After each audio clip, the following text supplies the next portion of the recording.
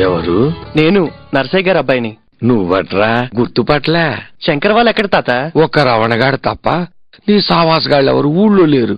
ఆ రమణగాడు ఎక్కడ? ఊరిని వదిలి వెళ్ళలేక మన ఊర్లోని విద్యా వాలంటీర్కి పాఠాలు చెబుతున్నాను. శంకర్ గడ్ ఎక్కడ? గణేష్ గడ్ ఎక్కడరా? ఎప్పుడొచ్చావరా రవి? రమణి, వెంకటలక్ష్మి చేసుకున్నావారా? వెంకటలక్ష్మితో కారుకి దెబ్బ తగిలితే తుప్పు ఇంజెక్షన్ చేయించుకున్నాను రా.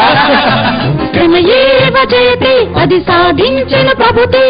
ఏ ఉపాధి ఎవరికి ఎక్కడ దాగుందో, సామర్థ్యం ఎవరికి అక్కరకొస్తుందో, యువతకు యజమానులకు అయ్యింది వారది కవిత నిర్మాణానికి రాజే ఉద్యోగశ్రీ. అవకాశాలే మనకు అందించిన మన ప్రభుత్వం. పొందిన ప్రతి అవకాశం అందాలి ఆకాశం.